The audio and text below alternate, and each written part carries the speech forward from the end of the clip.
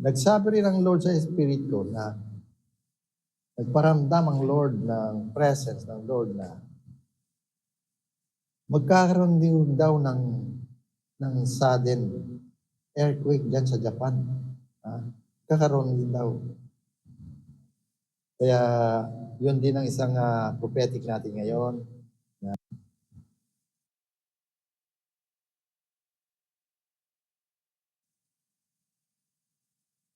Nagsabi rin ang Lord sa Spirit ko na nagparamdam ang Lord ng presence ng Lord na magkakaroon din daw ng sudden earthquake dyan sa Japan. Kakaroon din daw. Magkakaroon din daw ng sudden earthquake dyan sa Japan. Kakaroon din daw.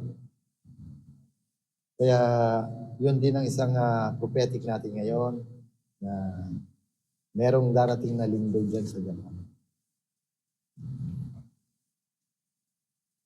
Ngayon, yung tinatawag na maganda, yung puro mga negative. At yung nangyaring tinatawag na tsunami dyan from Kachaman, sa Russia, ano ba pangalan mo? 8.7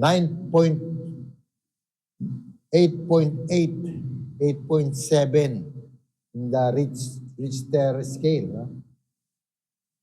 Napakalakas na lindol. Hindi tinuturing ng Diyos na na para disaster. Hindi niya ninais yan para ma-disaster. Ginawa raw ng Lord yan, sabi sa Spirit, ang Spirit ng Lord, upang may magkaroon ng tinatawag na parang safety. Magkaroon ng safety. Bakit magiging safety sa analysis? Hindi ko ba't safety ang yan? Kasi yung pangapanahon niya, ang tinamaan dyan ay yung mga submarine ng Russia, ni Putin. Tinamaan yun. Nawala sa, kumbaga sana na-demoralize yung pier na yun, nagiba, nasira, nawala sa forma. Kaya yung mga wala silang ngayon, parang ng kanilang walang pinaka-secure na pier ang mga doon sa lugar na yun, yung mga submarine. At dahil wala sila sa panahon na dahil itong panahon na ito, nararamdaman ko na nagbubuo sila ng atake, yung Russia na yan, kasama ang China. Diyan nga sa mga barkong maaaring kasama dyan sa eksena, sa darating na paglubog ng mga tankers na yan. Hindi naman binigay kung sinong mga tanker, mga oil tanker. Siyempre malaki ang epekto niyan. Bukod sa maghihirap yung mga, kasi ini-embargo nila ang Russia.